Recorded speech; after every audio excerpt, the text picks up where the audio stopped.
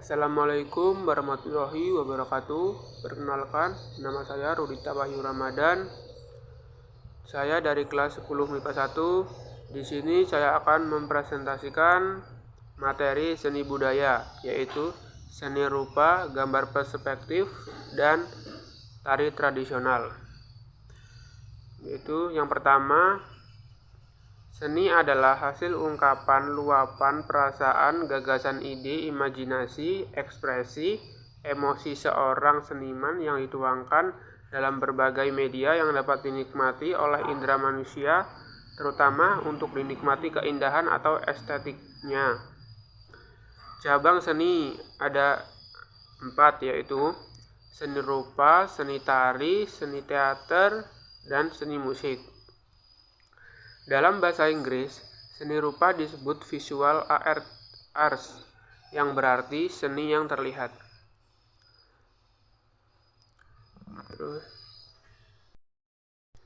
Seni rupa adalah seni yang dirupakan, ada bentuk dan wujudnya. Jenis karya seni rupa berdasarkan dimensi atau matra. 1. Karya seni 2 dimensi, dan 2. Karya seni 3 dimensi. Berdasarkan fungsi atau kegunaannya. 1. Karya seni rupa terapan, 2. Karya seni murni. Karya seni rupa 2 dimensi. Seni rupa 2 dimensi atau disebut juga dengan dwimatra adalah karya seni yang mempunyai 2 dimensi, yaitu panjang dan lebar, dan hanya dapat dilihat dari satu arah saja. Contohnya yaitu lukisan, poster, kain batik, seni grafis, kaligrafi, dan lain-lain. Karya seni rupa 3 dimensi. Seni rupa 3 dimensi adalah karya seni yang mempunyai 3 dimensi, yaitu panjang, lebar, dan tinggi, sehingga akan membentuk volume atau ruang. Contoh karya seni 3 dimensi yaitu patung, guci, arsitektur, arca, monumen, dan desain kemasan. Karya seni rupa murni. Seni rupa murni diciptakan untuk memenuhi kebutuhan akan kepuasan batin seorang seniman dan lebih mengutamakan segi keindahan atau estetika. Karya seni rupa terapan. Seni rupa terapan diciptakan dengan tujuan untuk memenuhi kebutuhan fisik manusia dan lebih mengedepankan segi ekonomis, yaitu keamanan, kenyamanan, dan nilai guna. Unsur-unsur seni rupa. Pengertian unsur-unsur seni rupa. Unsur-unsur seni rupa adalah unsur-unsur dasar yang digunakan untuk mewujudkan sebuah karya seni rupa. Ada beberapa unsur-unsur seni rupa. Yang pertama yaitu titik, garis, bidang, bentuk, ruang, gelap terang, tekstur, dan warna. Materi yang kedua yaitu gambar perspektif. Kata perspektif diambil dari bahasa Italia yaitu prospettive, yang berarti gambar pandangan, sehingga gambar yang dihasilkan terlihat lebih realistis. Gambar perspektif adalah teknik untuk menggambar objek berupa benda ruang atau interior dan lingkungan atau eksterior seperti yang terlihat oleh mata manusia ke dalam bidang datar. Ciri-ciri gambar perspektif. Yang pertama yaitu semakin dekat jarak pandang, benda atau objek terlihat semakin besar. 2. Semakin jauh, objek tampak semakin kecil dan menghilang. 3. Mempunyai titik hilang, yaitu titik yang berbentuk oleh objek terjatuh dalam bidang horizontal yang tidak dapat dilihat lagi. 3 posisi sudut pandang dalam gambar perspektif, yaitu 1. Low angle, 2. Level angle, yang ketiga high angle. 1. Low angle adalah posisi seperti melihat dari tempat yang lebih rendah. Disebut juga dengan mata kucing. Yang kedua, level angle adalah posisi pandangan mata umumnya manusia pada saat duduk atau berdiri. Ketiga, high angle adalah posisi seperti melihat dari tempat yang lebih tinggi, diibaratkan seperti mata burung. Macam-macam gambar perspektif. Yang pertama, perspektif 1 titik lenyap. Yang kedua, perspektif titik 2 lenyap. Dan yang ketiga, perspektif 3 titik hilang. Materi yang terakhir yaitu seni musik tradisional. Pengertian seni musik tradisional. Seni musik adalah ekspresi artistik dengan bunyi-bunyian atau melodi dari alat musik ritmis atau nada-nada yang harmonis. C. Ralph Taylor. Tangga nada alat musik tradisional dibedakan menjadi dua, yaitu tangga nada pentatonis dan tangga nada diatonis. Interval atau jarak benda atau jarak nada. Alat musik tradisional. Interval atau jarak nada adalah jarak bunyi antara nada yang satu ke nada yang lain dalam satu gelombang. Interval nada mempunyai rentangan bunyi 1200 Chen.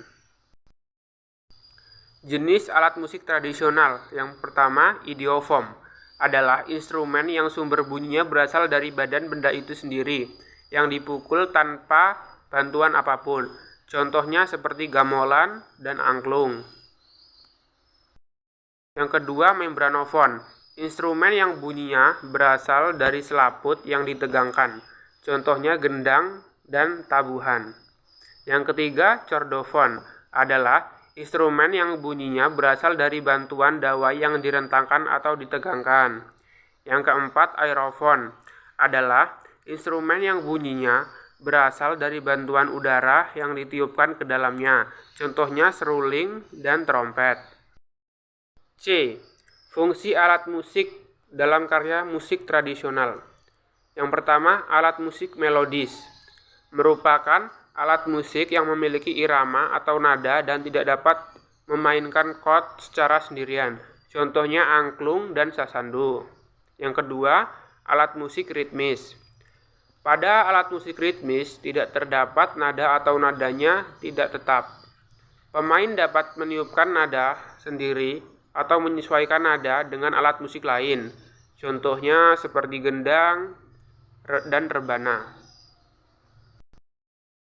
Yang ketiga, alat musik harmonis merupakan alat musik yang memiliki nada tidak dapat dibentuk melainkan digunakan untuk memainkan harmoni pada lagu. D. Memainkan alat musik tradisional. 1. Teknik mimenis adalah teknik permainan instrumen yang melibatkan minimal 2 instrumen yang dimainkan bersama dengan dasar pola tabuhan-tabuhan yang sama, bernada sama persis. Yang kedua, teknik jalinan adalah teknik permainan instrumen yang melibatkan minimal 2 instrumen yang dimainkan bersama dengan pola tabuhan yang saling mengisi untuk membuat melodi tertentu. Yang ketiga, teknik kontramelodi adalah teknik permainan instrumen yang melibatkan 2 instrumen yang dimainkan bersama dengan pola tabuhan melodi yang berlawanan antara instrumen satu dengan yang lain. Yang keempat, teknik blok. Teknik blok adalah teknik permainan instrumen yang melibatkan minimal 2 instrumen. Instrumen pertama sebagai pemain melodi sebuah lagu, sedangkan instrumen kedua membuat background atau latar belakang melodi dengan cara menggunakan nada akhir harmoni pada permainan melodi. Yang kelima, teknik chord adalah teknik permainan instrumen yang menerapkan chord dalam sebuah karya lagu. Chord yang diterapkan berbasis pada pengetahuan harmoni dalam seni musik. Yang keenam, melodi melodius. Teknik melodius dilakukan dengan cara mengembangkan melodi yang sudah ada atau pada saat membuat melodi baru untuk intro, interlude, dan coda. Selanjutnya, Memahami konsep, teknik, dan prosedur dalam meniru ragam gerak tari tradisional. Tari adalah ekspresi jiwa manusia yang dituangkan melalui gerak yang ritmis dan diiringi oleh alunan musik.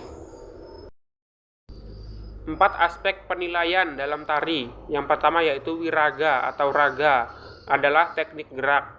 Yang kedua, wirama atau irama adalah ketepatan gerak dengan iringan tari.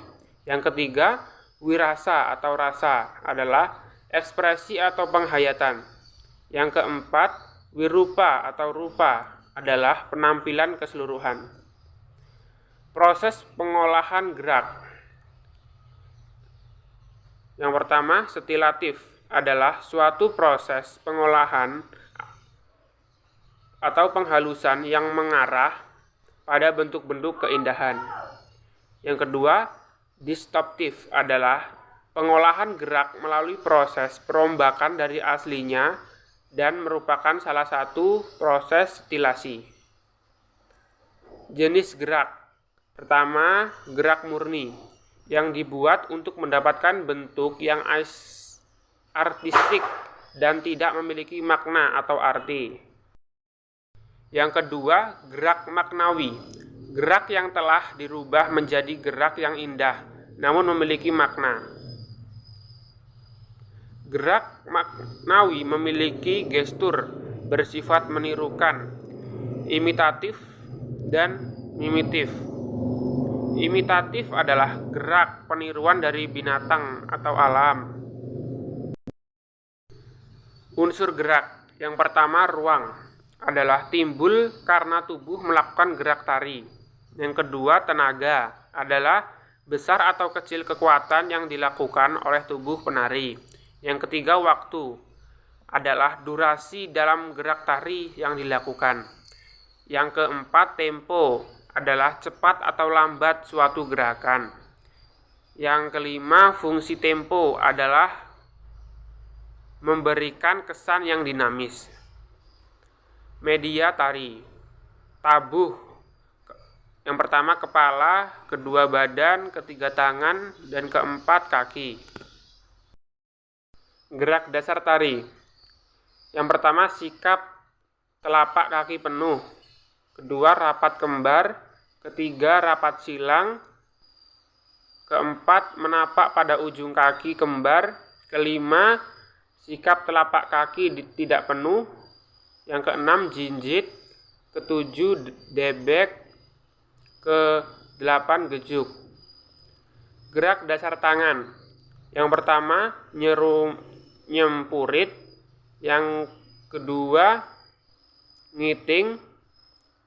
Yang ketiga, ngerayung atau ngeruji. Yang keempat, ngepel. Gerak dasar badan. Yang pertama, leyek kanan atau kiri, mendak mayu. Yang ketiga, ngeliur. Keempat, ogek lambung. Gerak dasar kepala. Yang pertama, tolehan kanan atau kiri. Yang kedua, coklekan kanan.